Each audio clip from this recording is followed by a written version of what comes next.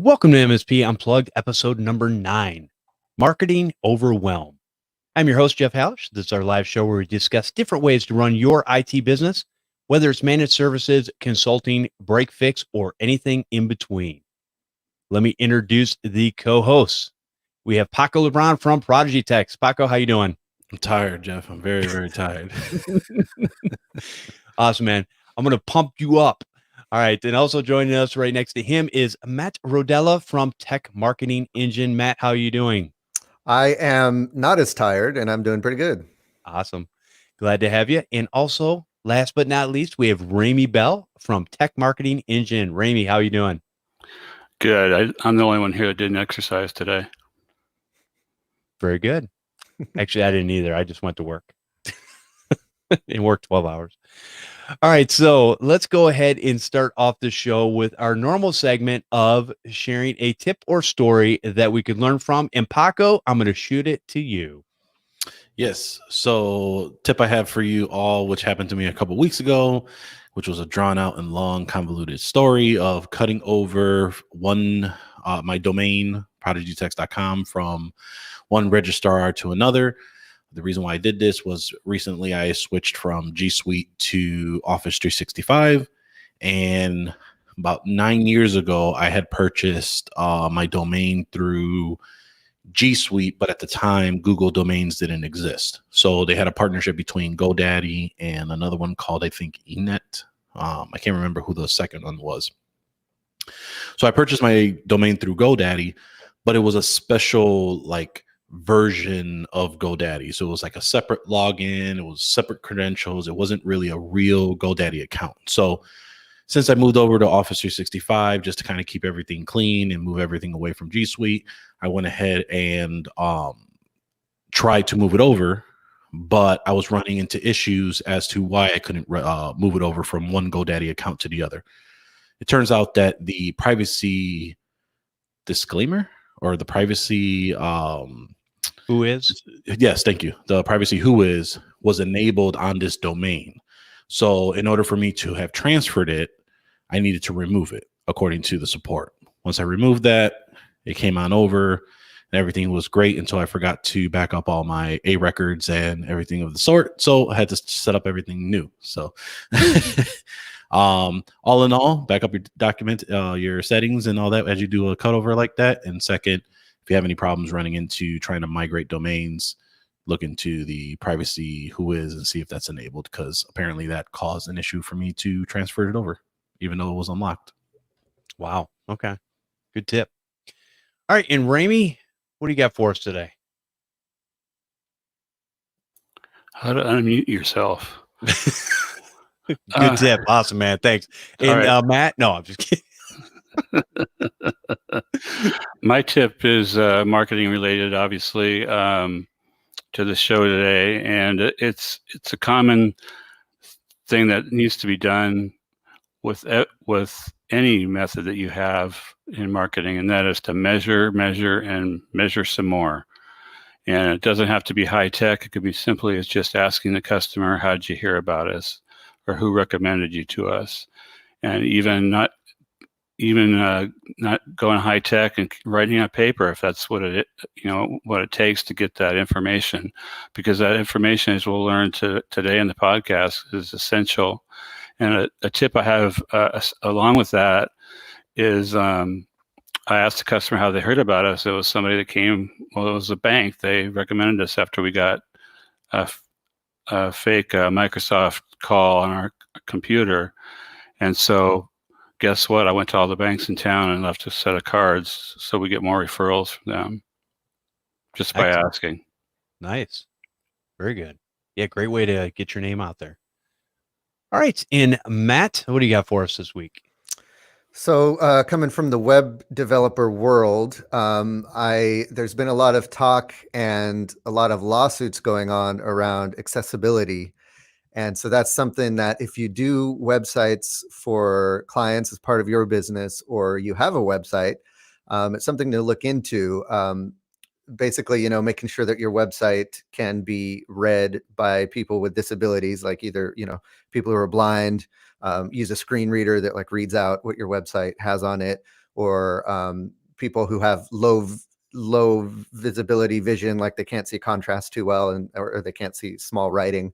So there are things you can do. There are some WordPress plugins you can use to add little widgets onto your website that make it easy for people to like explode the text or whatever. But also just when you're building the website, whether you have it done by someone or you're doing it yourself, you should be building the website from the very beginning with accessibility in mind. So if that's something you're interested in or you want to look into, because businesses are getting sued by people for not having an accessible website.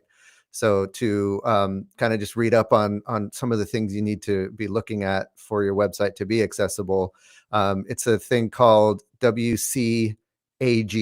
So just Google WCAG. That's the Web Content Accessibility Guidelines. And it sets out what, the general guidelines are to have an accessible website, and it has a checklist for you, and you just kind of go through the checklist and make sure you're taken care of. So just a resource for you guys to take a look at, especially if you are building websites for your clients. Awesome. That's great to know. It's one of those things that you don't always think about, or if you don't know how the back end works, you don't know that is even available to you to adjust for yourself and make it accessible for people out there. That's good. All right. So my tip this week is, we always talk about things like a single pane of glass, and really what that amounts to is a single pane in the beep. So with that being said, one of the things I've discovered is if you are in several different universes, and what I mean by that is if you're in the Microsoft universe, obviously most of us are still using Windows, or you're in the Apple universe, or you have an iPhone, you're in the Apple universe, or you have an Android phone, and Windows Phone and BlackBerries are no longer around, so it really doesn't matter. What you're going to learn is, or what I've learned myself, is that these things don't always work well together. So sometimes you have to separate the things that you do in order to make your life easier. And I look for simple apps that will make my life easier. So when we think about things like task lists, it's awesome. I use Google Calendar, but I also use the desktop version of Outlook on my computer. Well, when I pull up Google Calendar in my Chrome browser, I don't have my Microsoft to-do list right there. So I would have to open up a separate app. So what I started to do was, I have an Android phone. That's what I use. It's what I'm comfortable with. I have a Windows desktop. It's what I use. It's what I'm comfortable with. So here's some of the things I did. I actually went and used a simple thing called Google Tasks. And guess what? Well, now when I open my calendar via the Chrome browser, my tasks are right there. The other thing I use for quick notes on my phone, because you don't want to go dive deep into a notepad or anything like that, like OneNote. OneNote is a great notebook, and I actually use OneNote. I use it for my notes here. I use it for my notes for my businesses. And so OneNote works great. But the one thing is, I have to open the app up. I got to go to the notebook. I got to find the tab or set it to quick notes, and I got to put a note in. So on a phone, I'm not going to do that. It's good for already having information there that I can, that's accessible to me. But what I've done is I'll use Google Keep, because it's a simple little notepad. I can open it up. I can type in or even talk to it and give it my note. And then I walk away. My idea is down and it's gone. And then when I get back around to looking at my notes, I can figure out what I need to do with the information that I put there. So I still use Outlook on the desktop. I've tried the web browser. I'm just going to be honest with you people that have gotten used to it, yay for you. It utterly sucks as far as I'm concerned. Sucks. Outlook blows all that stuff away as far as I'm concerned. I have 7 email addresses that I overlook on a regular basis, and it separates it out. But here's the thing. On the phone, you would think, well, if Outlook's so good on the desktop, wouldn't you use it on your Android phone? Heck no. Guess what I use? My Gmail. And all those same accounts using IMAP. And yes, I know a lot of people, oh, you can't use IMAP. It'll crash. I've been using IMAP ever since it first came around, and I can't remember how many years ago that was. I've been using Outlook since Office XP, if that tells you anything. So I've been using it for a long time. And here's the thing. So I can use Gmail on my phone, but I use Outlook on my desktop. And guess what? With IMAP, they both play well together. I delete one from one and it deletes it from the other. I answer one from one and it lets you know that you answered. So again, it's one of those things where I finally had to come to this epiphany that I needed to use what was going to work in my particular situation with how my brain works. So you can't always listen to what everybody tells you. And I'm not telling you to do it this way, but I'm telling you to make your own assessments and figure out what it is you need to do and what's going to be the easiest way for you to do it. Because here's the thing, you can have the best apps in the world, but if you don't use them, i.e. open them up and put something in there, they're absolutely no good to you. Hey, Jeff, I'll jump in and I'll reiterate I'm a recent Google Tasks convert because it's like you said, it's right there in Gmail, and I spend all my time in the Gmail web app on the phone and on the computer because I have a few different emails, and I just open each email up in its own Gmail instance, basically. And so if I'm working in the tasks for one email, I have the tasks for that email open in Gmail. And then when I'm done, I close that out. I open my other email account in Gmail. I have the tasks for that email.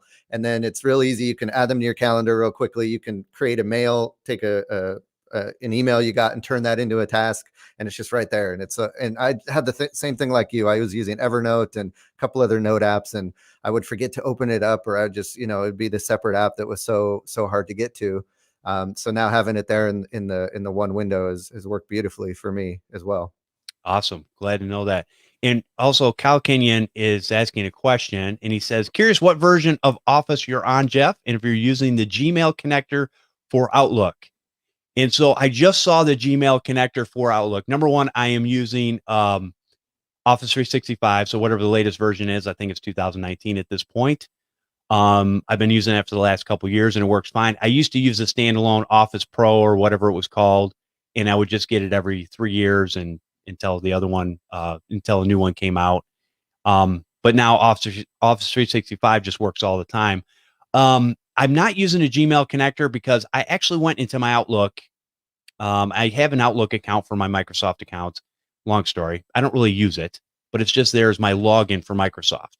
It's where I have Office and Xbox and all that kind of stuff. And so I don't use a Gmail connector, even though I saw it was in there and I almost said, oh, well, maybe I can use my Outlook calendar. Well, here's the thing. I'm on an Android phone. So no, I love the way the calendar works. I love how it looks, and it's easy to put things in. And I only use one calendar. So I use the calendar for my main account, but I'll use, I've got all my Gmail accounts. So when I open up, Gmail or my Gmail accounts in Outlook, they're all right there. And I go through them periodically and I figure out what I got to do from there. But I still probably manually add a lot of stuff to my Google Calendar unless somebody like sets something up and says, hey, you've got a meeting such and such, I'll click a button, click a link and have it go to my main calendar. So, but yeah, it's just dead simple for me. So that's what I'm doing now, and hopefully I'll report back. But I use all these different products, and they're all for a specific niche that I use in my day-to-day life. So hopefully that helps somebody out there to, kind of think about what's going to work for you. All right, and with that being said, let's take a quick break, and then we're going to get into our main topic. Join us for the 2020 annual TechCon Unplugged, bringing the community together. Get away from your business for a weekend of learning, fun, and some new relationships in a getaway retreat. Get time away from your business, man. All right, join like-minded business owners to help your IT business thrive. Hear from experts and get one-on-one time with peers facing the same challenges. Walk away with concrete action items to take your business to the next level. September 25th through the 27th, 2020 in Grand Rapids, Michigan. Go to techconunplugged.com. Get your tickets today. Get that hotel room and, hey, come in early, stay late if you want. I think Paco will probably come in Thursday night again and probably stay till at least Monday morning and kind of hang out. I think that's the plan. First I'm hearing, no, I'm kidding. Yeah, I will be there.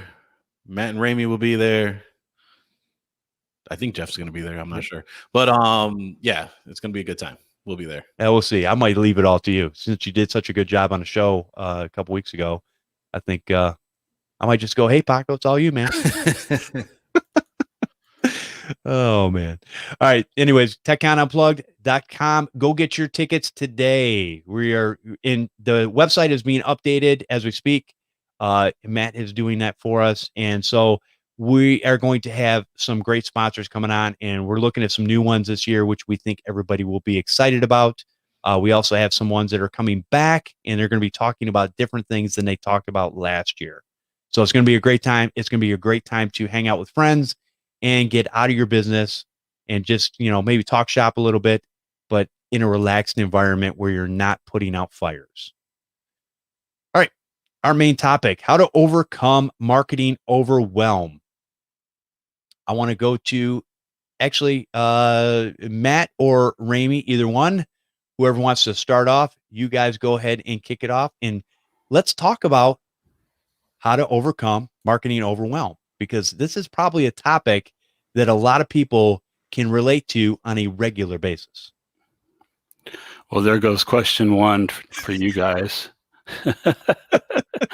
But seriously, let's face it, there's a multitude of ways to market your IT business, and many IT business owners wonder, where do I start? And if you don't have a marketing person in-house, and having the time to manage your marketing can be an issue. So as Jeff said, it resonates in our industry, especially since it's service oriented and we're constantly helping other customers or our customers, and there's just not enough time left in the day. So we're going to mention 99 action steps. No, I mean 5. So 5. Only 5, sorry, that we can apply in our own business and help you overcome those feelings of marketing overwhelm. Step number 1 is to create a marketing plan. And we've heard this saying over and over, those that don't plan to fail. And that can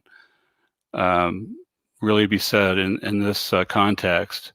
But a marketing plan itself can overwhelm IT business managers because they think it's got to be this 30-page document that outlines every different tactic and strategies and advertising that they're going to do. But I found a great resource for turning that 30-page document into a 1-page marketing plan. And it's a book by Alan Dibb called One Page Marketing Plan. That's what he called it. Great title. Great title, yeah. Nice and simple. That's actually why I grabbed it, read it, and printed out the actual marketing plan. It's actually 1 page. It covers everything. So with step 1, we're trying to avoid throwing up a website and a Facebook business page, and then, for example, and then hope for the best. We need to have a plan. Right. And so what helps that plan kind of come together is what we're going to talk about for the second step. And that is to set up your goals that you want your marketing to achieve. So you don't necessarily have to follow these steps in order. Like for me, I like to set my goals first and then create a plan around that. So for example, like, a good goal, just pulling this out of the top of my head, a good goal for you guys might be, you had a client who was a dentist and you really liked working with them. You really knew the software and you thought, they're a great type of client to have. And you're like, I want more dentist clients. So now that's okay. That's a goal. Maybe I want to, find 5 more dentist clients within the next month or 2. So you're like, okay, that's my goal. Now what do I need to do to achieve that? And, a perfect example is starting with your website, because your website's kind of the marketing hub of online marketing these days. So you start with your website, you create a page on your website, that speaks to a specific challenge that dentists face in their IT. Maybe it's a certain software they use. Maybe it's, networking all of their equipment together. Maybe it has something to do with HIPAA. So you put together a page and a super great resource for them that, kind of talks about how you understand their issues. You've got some quick solutions that, you apply this right now and you'll see results. then they see you as an expert, they see you as an authority, and they're like, oh, this guy knows what he's talking about. He's speaking my language. He knows how to take care of me, the dentist. And then of course you end at the bottom of the page, you have some kind of opt-in. Maybe you can provide an ebook, 5 common mistakes dentists make in their IT or setting up their computer system or something like that, and then how to fix them. And then, in order to download that book, they need to give their email address. So you set that up. And then one of your goals could be to grow your email, that part of your email list by a certain number. And then, you can have some emails you send out to them. You can follow up with phone calls with those guys. But really you want to, find a goal that's very specific, very actionable, very small at first. So you're not going to say, I want 100 new customers. That's a little too big and a little too broad and a little too hard to kind of tackle. But if you can be very specific, I want 5 new dentist customers in the next 2 months, then you can tackle it online and you can tackle it offline. You can, talk to that first dentist customer you had and kind of get to know them and see, maybe if he goes to networking events, there's a dentist conference or something like that you can maybe sponsor. And that's a great way to, get into that niche. Matt, before you go on, one of the things that was brought to my mind was that sometimes we don't know how to basically set up a goal because we don't know, hey, too big, too small, somewhere in between. And I'm going to go back to an old adage, how do you eat an elephant? But you don't, because that would be disgusting. But if you were going to eat an elephant, you would eat it one bite at a time because that's a pretty big animal to eat. Right. So with that being said, I think a lot of times you have to, here's the thing. If you move forward with one thing, if you plan or you make a goal for one thing and you achieve that goal, it's a win and it motivates you to move on to the next goal. And so a lot of times you got to go start with the simple things that you can control. Yes. Would it be nice to double the size of your business in a year? Absolutely. Is that really feasible for most people? Yes. If you're willing to put the time and effort in. The problem is time being the limited quantity that we have. So me and Matt actually went into detail about this in the Computer Marketing Show episode 37. So we did it for 2018, but a lot of that information can be used for this year. So I would encourage everyone to re-listen to that audio if you haven't yet. And if you haven't listened to it, you should listen to that show when you get a chance. An oldie but a goodie. One of these days that we're going to bring that show back. Yeah. Awesome. One of these days. Yeah, but you're right. I mean, starting with a small goal, and that's why I said 5 dentist customers or something like that, because a lot of people don't stick to their goals and don't reach their goals because they set them too large. And you could set like long distance large goals, Right. Double my business within a year or within a couple of years or something like that, and then try to break it down from there. But yeah, you're right. You just start small and go piece by piece, and then those small wins really keep you motivated. So our third step kind of dovetails off of that, and you'll notice all of these steps kind of dovetail off of each other. So the third one is learn as much as you can about your ideal customer.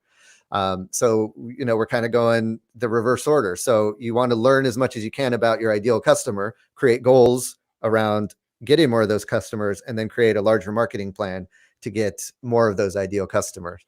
So, we've talked about this before on the Computer Business Marketing Show and in the Computer Business Marketing Facebook group, where this is really the bread and butter of how you can grow your business quickly, especially if you feel like you're in a rut.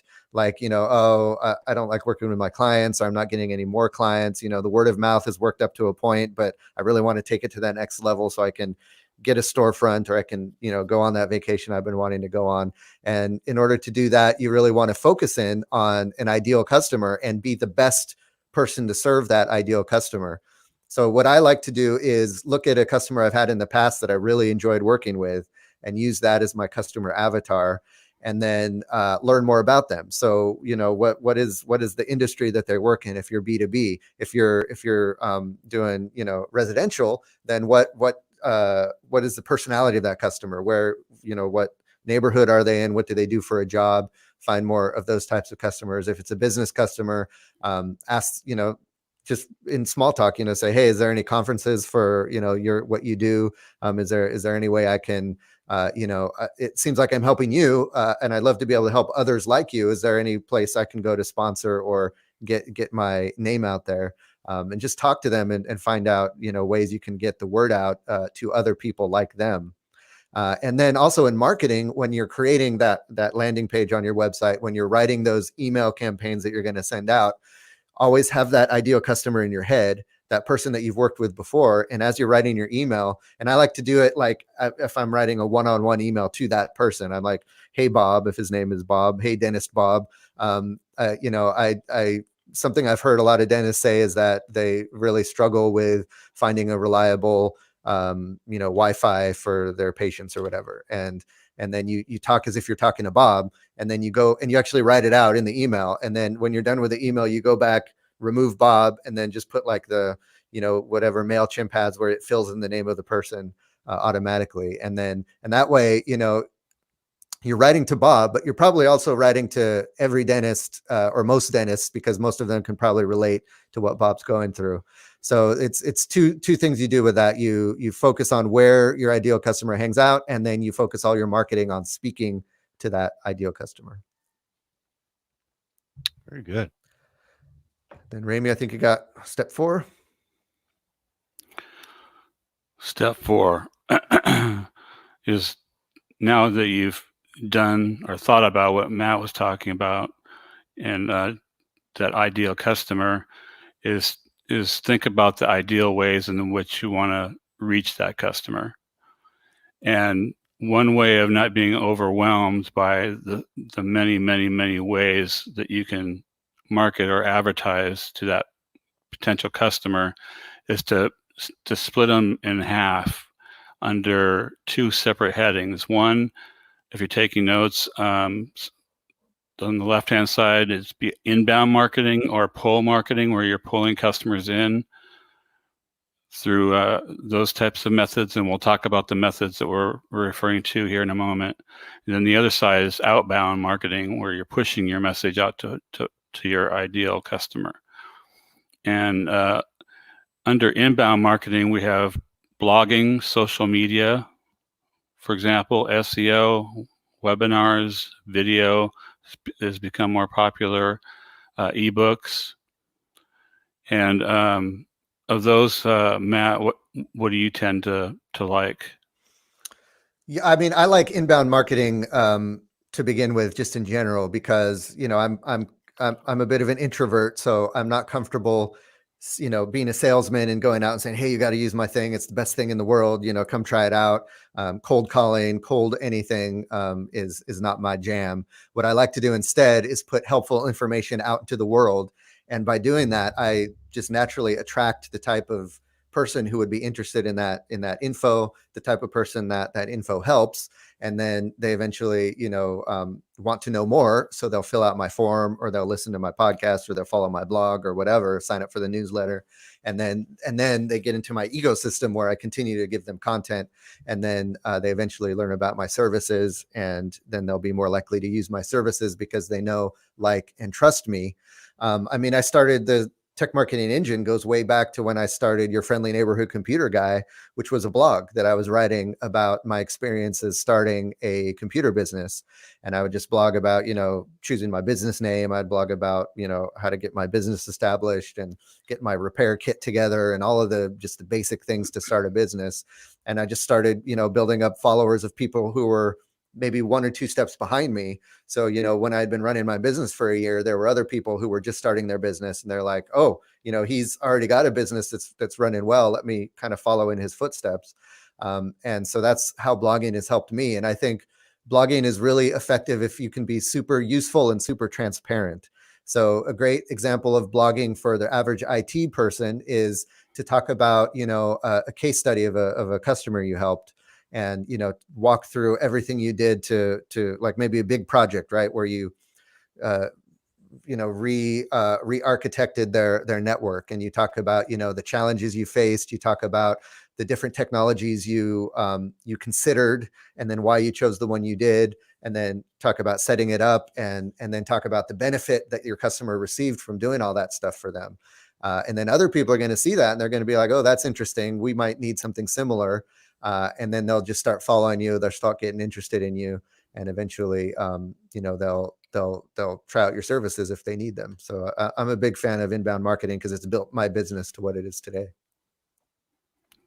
I'm a big fan too, especially when it's educational marketing, because then you become an authority and you get people to know, like, and trust you before they even come to your shop or you even go visit them on site.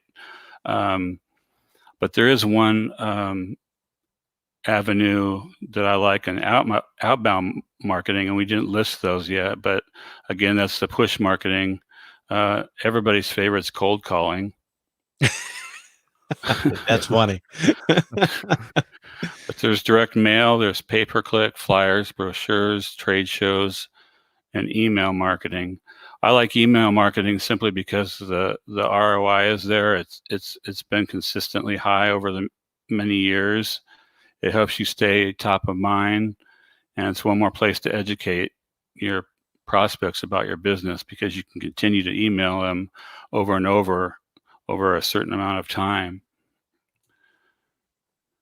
Matt gave us a good example of how blogging built his business. There was a company I wanted to mention that I think I've mentioned on a podcast before, an example of a company that was real dire straits in 2008, and they were about to go under. And instead of giving up, the primary principal of the business started blogging every single day, late into the night. And what he started doing was answering every question his customers had asked him over the years as a salesperson, and about fiberglass pools. Not only did it change how people viewed them before their sales calls, but the business was turned around just by blogging and just being transparent about the business and the products, and even listing pricing so that people could make an informed choice. And they became the biggest distributor of pools in the nation because of that. So the power of blogging is there. We get tired of hearing about it, but it does bring a good return on investment. Well, I think a lot of times when people look at, I'm looking at this list here in inbound marketing, you've got 6 things there. Outbound marketing, you've got 6 things there. So a total of 12 things. I think a lot of people will look at this, and the reason they get overwhelmed is because there's a lot there. And so what I'm going to say is, and I think you guys have kind of alluded to this a little bit, is that you need to pick some of the things that are going to fit you and use in your business that makes sense, because just to take all 12 areas and go, man, I'm going to try to do a little bit of everything, right, I don't think is realistic. And the other thing too is, like, if your business needs cold calling, and maybe some businesses do need cold calling, and you suck at cold calling, hire somebody to cold call for you. Sometimes you have to hire these things out in order to get them done if you're not the person to actually do that. Absolutely. Yeah. And you're right. You don't want to see all these and then go, yep, I need to implement all these things in my business right now. Pick one that looks, interesting, or that you think can help your business, and just start doing it, and do it for a while and stick with it. And then, I'm a fan of doing it a little bit myself first. And then once I get the hang of it, then I can outsource it, because then at least I know what it takes and what's involved with it. But you can start outsourcing it right away if you want to, or do it a little bit, outsource it, and then once you outsource it, then you can start focusing on the other thing, and then build that up a little bit, and then outsource it, and then so on and so forth.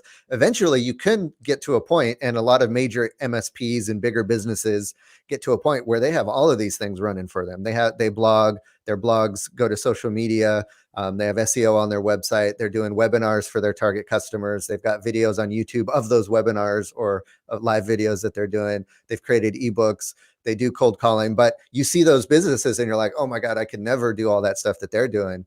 But you don't see that, they spent 10 years before that, slowly, piece by piece, implementing each of these things one at a time, until eventually they just all build on each other, and you've got a huge marketing snowball. That's what we should call this episode, marketing snowball. Marketing snowball. I like what it does. Yep. Yeah, I look at a lot of these things, and I think if you are going to, everybody has a certain thing that they're good at, that you're just naturally good at, and I think that's where it is a good place to start. Like you said, Matt, pick something that you like, because here's the thing: if you don't like doing something, the chances of you continuing to do it is very few and far between. So pick something that you like and is doable, and then yes, it can become a somewhat of a job, i.e. podcasting. But you do it because you want to help other people out there. So you continue to put the message out and do the things that you do, even though it does, in some respects, sometimes these things turn into a quote unquote job. So, but if you enjoy it enough and you feel that it's helping your business, then continue to do those things. And like Matt said, you can expand on it over time. Now, Matt, the only thing, I don't know that you could actually do cold calling if you don't like cold calling and then outsource it. I probably would just outsource that right away. Yeah, I did try cold calling when I was running my computer business, and I did like one afternoon I did it, and I just was mortified and I hated it. And I'm like, I did it. Okay. I check it off the box. I'm never doing it again because it was horrible. Bucket list done. Yes, exactly. And then I just decided that I didn't even need to cold call to grow the business where I wanted it to be, because really the type of person I want to work with is someone who wants to work with me. And if I'm cold calling, I'm really kind of pushing myself on people who probably don't want to be working with me. So it wasn't a good fit. And I would say for now, and this is you're going to hear different stories when we talk about things like pay-per-click. I'm still a pay-per-click guy, because I know that it works. The problem is most people don't give it enough time to work, and they look at it as it's just a money spend. They're not getting a return on investment. The reality is it's like priming a pump. Now, for those of you who don't know, back down on the farm, when you had this little thing, has a handle on it, and it has a pipe that goes into the ground, and you have to sit here and you have to push on its handle. Well, it's not like turning on a faucet. You have to create a suction by pumping this handle up and down in order for it to suck the water out of the ground and to come out of the spigot into your bucket or whatever you're holding, so that you can get that water. So sometimes when it comes to things like pay-per-click, you're going to have to prime the pump, and it's going to take a little bit. And there are ways to go into that. And we've talked about it in the past. I've talked about my different campaigns that I've done, where you can do with a little bit of money up front. And again, this is going to be a little bit different, because if you're going for businesses out there, sometimes that's a little bit different as far as trying to get that clientele. But I think my customer acquisition costs when I was using pay-per-click for residential, mostly residential, was like $20. Now, for some people might go, oh my gosh, that's awesome. And other people go, oh my gosh, that's a lot of money. But again, you're going to want to spend a little bit of money in your business slowly over time till you get that pump priming. And as soon as it starts going, you get this steady stream of water coming out, and you're going to start to get a steady stream of customers. But again, you're in it for the long haul, kind of like stocks. You're not just going to go in, and you're not one of those moguls that's going to go in and turn a bunch of stocks, overnight and make millions of dollars. You're going to do it over time. Yeah, none of these things are going to have results overnight, but they all are effective or have been effective. And there's examples of them being effective for businesses. So they can work. So if they're not working for you, there's either two reasons why. Either you didn't give it enough time, or you're doing it wrong. and so you can, if you've been doing this like a couple years and it's not giving you any results, then maybe you're doing it wrong. But if you just started and you've been doing it a few months or a couple months or whatever, and you're not seeing results, that's just because you haven't been given it enough time. So yeah, definitely prime the pump, but also make sure the pump works. and sometimes you got to go out and get expert opinions from people who have done it and who have been successful. If you're just going to go out there and listen to everybody that goes, no, it doesn't work. If that's going to be, you're not going to get anywhere doing that. But if you have a person, and again, not everybody's going to be upfront and honest, but if you find somebody that's upfront and honest and just says, yeah, this works for me, here's my acquisition costs, here's what it does for me, here's how I can make it work, then you listen to that person and you try it, you implement it. Again, you're going to spend a little bit of money, but you spend money in your business anyways, whether it's buying tools, whether it's buying a book, whether it's buying a service that you need for your business, whatever it might be, you're going to spend money. So as long as you can take that money and return it into the business so that you can make money, there's nothing wrong with spending money. And guess what? When you spend money, you get to pull that off your bottom line for your taxes. Now, again, I'm not a tax consultant. Go see a CPA. If you don't have a CPA, you're doing it wrong. As Matt said earlier. So when you're looking at those things, you just got to make sure you're going to find out something that from somebody that you know, like, and trust, and that's going to lead you in the right direction. And then it is some of this stuff might be dependent on area, and you might have to make little tweaks. And I've always been a person that looks at how several different people do something, and then I take a little bit from each one of those people that works for me, and then I make my own way of doing it. And then I get it to work in my business, my way. But again, that takes a little bit of time, a little bit of effort to be able to do that. You can't just go in there and go, well, I tried exactly what this plan said and it doesn't work. That's all I had with that. Is there any other thing? So, Ramey, I know some of the things that you've liked in the past. I know you are a big proponent of, sending thank you cards. And that's always been one of your kind of claims to fame is I've known you over the years.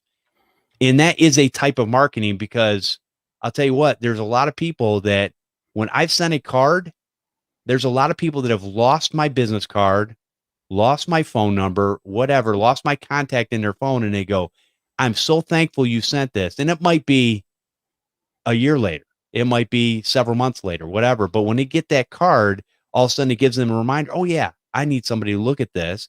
And that's the person I had before. So again, it's that kind of intimate touch of, getting a hold of people and cultivating that relationship. Yeah, I could spend hours talking about thank you cards simply because they worked so well in my business. And not only were they a marketing tactic in themselves, but they're a marketing booster for everything else you do. They help your reviews. They help people appreciate the things that you send them on a monthly or semi-monthly basis, like a newsletter. So yeah, I agree, 100%. They do wonders for your business. All right. So let's go ahead and before we move on, because I think we're coming up to step number 5, let me go ahead and take a quick break. If you'd like to support this show and what we're doing over here, I encourage you to go to patreon.com/MSP Unplugged. I want to thank our newest Patreon supporter, Greg Fultz. Thank you, Greg, for contributing to the show. And I want to thank all of our Patreon supporters for your continued support. What that gets you is it's about $1 a show. We do 4 shows a month, most months, some 3 with holidays, etc.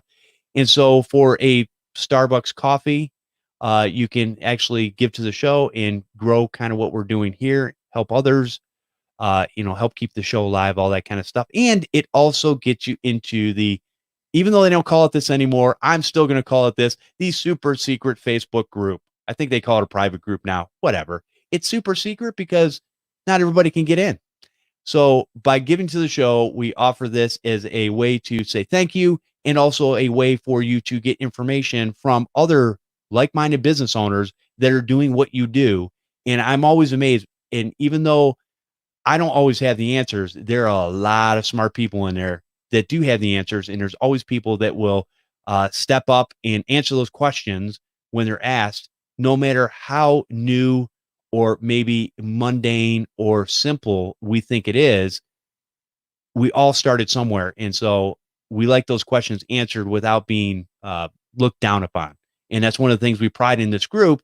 And that's one of the things, that's why there's a little bit of a barrier to entry as far as, hey, give to the show and we'll offer you to come into this group, because you have a vested interest at that point, and it keeps everything on the up and up in the clean basis. Because if not, then my good friend Paco here will boot you out of the business without asking me or any questions asked. And Paco, to date, I don't think we've had to do that over the last couple of years we've been running this group, right? I was close for about 3 of them, but they got smart. So Okay. And it's okay to have opinions about things as long as you don't make somebody else feel stupid in the question that they were asking. So, all right, with that, again, patreon.com/MSP Unplugged. All right. So step number 5, when we're talking about marketing overwhelm or the marketing snowball, as Matt has said, where are we at in step number 5? Step number 5 is just keep some of these things in mind while marketing your your business. I mentioned earlier, measure your marketing campaigns. Stay focused by creating a schedule. We mentioned this already too. Try not to do everything at once. That's a recipe for disaster. And I like this thought: celebrate your marketing wins.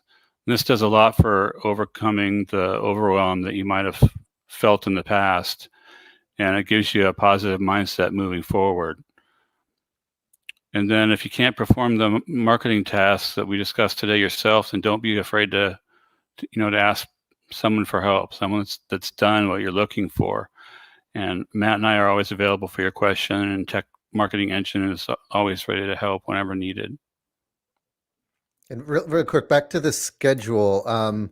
That's something that makes a huge difference. And really, it's just a matter of, not getting too complicated with it. It's just scheduling in your week somewhere to focus on marketing for that time. So maybe an hour on Friday, or 2 hours on Tuesday afternoon, or something, where you block it out on your calendar. So nobody can schedule a meeting with you at that time. You can't schedule any client work at that time. It is as if you were going to visit a client, but instead you're working on marketing. And then that way you can really be able to reach those goals, because the only way you reach those goals is to spend the time working on the blogs or working on your website or putting together the plan. And it's never going to happen if you say, oh, I'll do it tomorrow. You got to get it scheduled in your schedule. And if you can do that, you're way ahead of the curve, and you're going to end up making forward progress. And Matt, that brings up a good point, because as I was talking earlier in my tip at the beginning of the show, we were talking about using different apps for doing things. And when I look at a task list or a to-do list, I'm going to tell you that a task list, in my opinion, or a to-do list is good for one thing. It is excellent for doing a brain dump and getting the stuff out of your head onto a piece of paper or a digital device. That is all it is good for. If you think that you're going to get anything done out of that task list, the answer is, I'm going to tell you, after 50 years on this earth, no, it's not going to happen. Okay. So one of the things that I learned a long time ago, and I have to do, just like Matt said, I have to schedule this time. So guess what? Nowadays, with things like Google Calendar, Outlook Calendar, whatever calendar device you're using, I guess whatever that silly Apple one is, you can use that calendar for basically, blocking out that time. Like, I have time scheduled in my calendar where I answer emails, and it goes something like this. It has there's a little notification that comes up on my phone. There's a little notification that pops up and gives me an alert that I need to do this in the next 10 minutes or whatever it is. But I block out specific amounts of time, and I will do, like, open my calendars and tasks and answer emails. I actually have time set aside every day where I do that at a specific time, unless I've got, if you've got a doctor's appointment or something like that. Here's the thing: when you're doing something on a consistent basis, you can knock one of those out, but in putting a doctor's appointment in, getting your car maintenance done, whatever, it's not as hurtful because you're doing it during the rest of that time. So, Matt, I guess my question to you is, when you're thinking about this and you're thinking about marketing, how much time should people be spending in their marketing per week or per month? Yeah, that's a good question. And it's going to be different for everybody. So I just say, start small, like we talked about with the goals, right? Start with a small goal, start with a small amount of time that you devote to marketing. Otherwise, you're not going to get it done. If you try to, say an hour a day I'm going to spend on marketing, you're going to have fires you got to put out. You're going to have things going on, and you're just not going to find the time. And then once you miss 1 hour one day, you're like, oh, you give yourself permission to miss the next hour the next day. So you can start with as little as 30 minutes a week. That's it. 30 minutes a week, set it on your calendar, do it for a couple weeks. Once you do that for a couple weeks, you can increase it to an hour. For me personally, I do about an hour a day, every day during the week that's focused on marketing. That's because that's a lot of what our business is. And there's a lot of it that I like doing, and it's writing blog posts, it's creating content, it's doing other things. But you find as much time as you have that you can devote to it in the week. And then when you find that time's getting filled, you can then decide, do I want to spend more time working on this, or do I want to outsource some of this stuff that I'm running out of time to do? And then just sticking with the, an hour a week or whatever. And then, once I fill that hour, and then if there's more things I want to do, then I can look to outsource some of the things that I was doing. Paco, how much time a month do you spend in marketing? Before, when I was on the Computer Business Marketing Show, or after so I will say it's been a long time since I've dedicated some time for marketing. It's funny that I'm actually redoing some of the stuff right now. 2019 was a weird year, but basically, I would say probably about an hour or two, probably Friday is usually my down day. And that's usually because it's a half day for me. So that's usually when I'll schedule those 4 hours for anything that needs to be done in the office. So whether it's, operations, paperwork, maintenance, marketing, putting a tweet or a post or something like that. That's kind of what I'll do in that route. But personally, for me, my claim to fame, or how I've been successful for it, has been reviews. And that's really been a big piece of how my growth has started when I was a part-time business owner to now. Reviews are just basically the internet version of referrals from one person to another. It's just an outside person now reading that review and getting an understanding of what your business is about. So I've been very specific on that over the last years, and that's really has what done a lot of my pull marketing in getting to me. So a lot of reviews, or a lot of referrals, I should say, has come through either on Google or on Yelp. The free version, not the paid version, because we all know what I've said about Yelp over the years. I won't say that here, but we know what I've said. But specifically leaving reviews on those two review sites for me over the past 5.5 years, while going into full time, that's really what's been that's kind of driven a lot of the traffic and inbound sales for our company. In Paco, I would say that, and I was asking this question with knowing part of the answer, because I would say that you actually do a fair bit of marketing on a regular basis. You've been marketing for this conference for a long, long time, over the last couple of years. And maybe it's not a segmented set amount of time that you have set aside, but you're constantly in this marketing mode, trying to get the message out there, getting a hold of people, replying to emails, all that kind of stuff. And that, in my opinion, is still a part of the marketing engine, so to speak. Yeah. I mean, you can cross words like business development and marketing on that type of sales, because, I got to make the sale. I got to do the marketing. I got to reach out. I got to figure out who I got to talk to and, weasel my way into figuring out who's the guy I got to talk to finally get a hold of it, because everything's getting started at scratch. Right. And I will say that for the only thing that I was able to do with cold calling is because I hate rejection and I hate calling and figuring and getting, and it's always one of those where they're not saying no to you. They're saying no to what you're offering. It's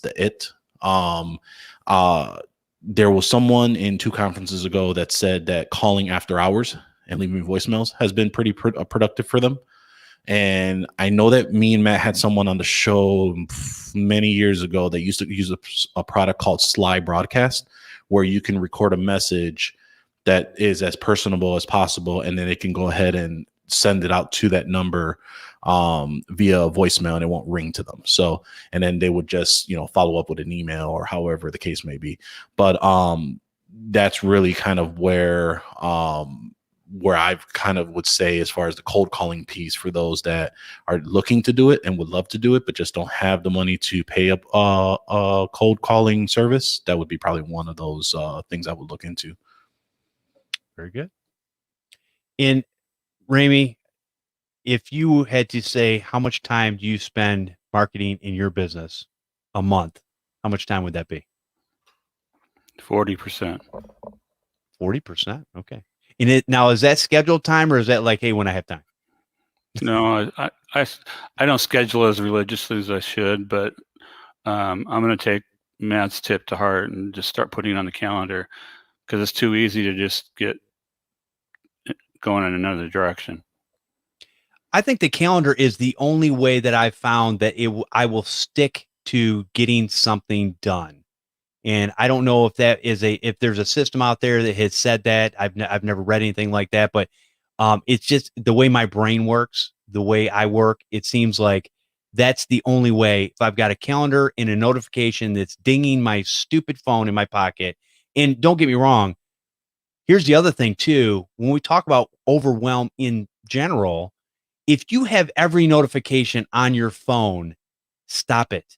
You don't need to know when somebody says something on Facebook. It doesn't matter 9 times out of 10. Actually, probably 100 times out of 10. Yeah, see that math? So, but there are things that might be important. Maybe your business email. So on my particular phone, I have my business email is the only thing that gives me a notification. I have text messages. I have obviously phone calls for getting phone calls, but not my business line, because I actually make my business line go to voicemail, and then they leave me an email, which I can answer after hours or whenever I get a chance, like during my answer email time, and then send a reply out. Again, some of the best relationships that have been built out there over the years for me are the ones that if somebody is just kind of just poking to kind of see if they can, use you for your business, maybe they stick around, maybe they don't. Doesn't really matter to me. I'm looking for long-term relationships from my customers. And those are the ones that are willing to wait. If it's good enough, you're willing to wait. But that's in my particular case. And I can do that because I also have a full-time job that nets me most of my income. What I do on the side is basically an extra thing that I enjoy doing, and I enjoy helping people out there, but I can pick and choose. Now, I would still argue that a lot of businesses out there, you would be better off if you could pick and choose the things that you do on a regular basis. Like Matt was talking about earlier, kind of going for that ideal client because you're good at it, you like it, and it makes sense for the way you do things. So anyways, there's that. And listen, a lot of you might be doing a lot of marketing all the time and you just don't realize it. And really, it's just something that you schedule, and also just always keep in the top of your mind. If you have some free time in between, appointments or something like that, and you don't have anything you need to do in your business, that's when you go back to, hey, let me work on that blog post, or hey, let me, flesh out that website page that I was thinking about, or let me go check in on my Facebook page and see what's going on over there, or something. You just go back to what your goal is. You go back to your marketing plan. You see what you should be focusing on, and then spend time focusing on that. And that's where those goals and those plans really help, because if you find yourself with some free time and you're like, I should be doing marketing, but I only have 15 minutes. What can I get done in 15 minutes? You go back to your goal. You say, oh, I should be, doing research on dentist conferences that I can be a sponsor for. Let me spend 15 minutes just Googling some dentist conferences, maybe sending out some emails, and hey, you just moved yourself one step closer to that goal. So it all kind of ties together, and you can be doing marketing all the time, anytime you have some free time. You don't necessarily have to just carve a chunk out of your week if you don't have that. Now, with all that being said, and we're talking about marketing overwhelm, and we're talking about things like there's only so many hours in the day that you have available. As much as you would love 28 hours in a day, it's never going to happen. There's only 24. You should be sleeping 8 of those. You're going to be probably eating 3 of those, and so on and so forth. If you're not, let me just tell you, as you get older, those things will catch up with you. I guarantee you. So as a younger person, Paco, you need to think about what you're doing now and kind of, just pace yourself and make sure that you're going to be around for the long haul, because a lot of these things will run you into the ground. So with that being said, if people don't have the available time for a lot of this stuff and they want to genuinely grow their business, what could they possibly do in order to make that happen? Well, there's this little thing called TechMarketingEngine that that Ramey and I started last year, and just to give you some insight into what that is, basically what it is it's a suite of 3 separate marketing services that we brought together under one umbrella. So you can use these services separately, or you can combine them together in different ways, depending on what you need. And we did that on purpose. So that way, if you are just starting out or you are dipping your toes into the marketing world and you just want to try one of the services first, you could do that, see what kind of results you get, and then go from there. So the 3 services are Tech Site Builder, which is where you can get a website set up for your business. And like we said, that's kind of the marketing hub of your business anyway. So you want to make sure that's set up well. And we take care of the hosting and the security and all of and we can even build it out for you if you want us to, but we don't have to. You can build it out yourself as well. So that's the website piece. The second one is Tech Blog Builder. So we talked about how blogging was really crucial in my business growth.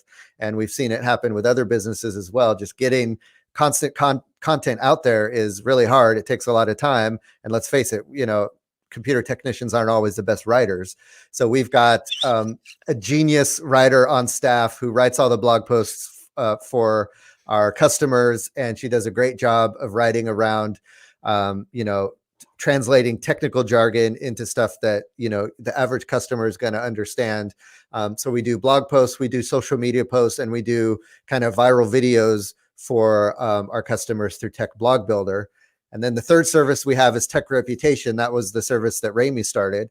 And Ramey, give us a little insight into what you guys do at TechReputation. TechReputation is a way to manage all your reviews online in one place, market them, the ones that you do get on your website, through Facebook. It's a way to automate the process in such a way that it encourages positive reviews. And the way we automate it is by tying into the tools that IT professionals use, such as Synchro and Repair Shopper, to name just a couple. Awesome. And then TechMarketingEngine, you could sign up for a package if you want, if you want us to take care of all those things, where we bring all of those services together and give you a little bit more management. So we're kind of taking care of everything for you. And then we reduce the price of bringing all those together if you do the packages. So we're really just trying to help IT businesses with some of those marketing things that they just don't have the time to do, or they just haven't been able to get off their plate. We take it off their plate for them. We do it for them. And we're not like some of these marketing companies that promises you the world, or that says we're going to solve all your problems, or we're going to give you 100 new customers. All we say is that we're going to take care of these things that have been proven to work in marketing, and we're going to take care of them for you, so you don't have to worry about them. You can run your business. We'll take care of these things that work for growing a business, and then we'll be there for you, and we'll help you not have to worry about that stuff. So very good.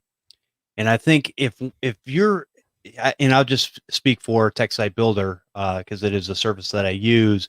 If you are doing your own website, stop it. Just stop. You suck at it. Just admit it. Look yourself in the mirror and say, I suck at it, and move on and get Tech Site Builder, because it will make your life a whole lot easier. And I'm not kidding.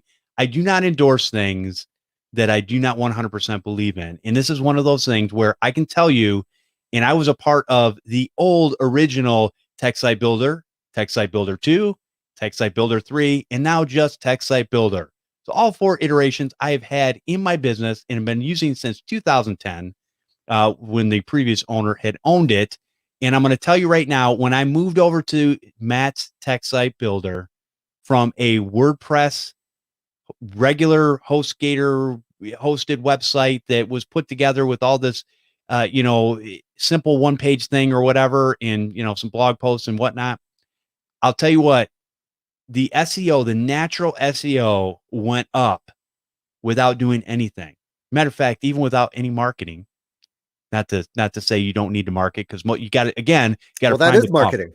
I mean, having an SEO website is itself marketing. So yeah, you got it. But having that out there, it still keeps me up organically at the top of my list in the area without having to do anything outside of that.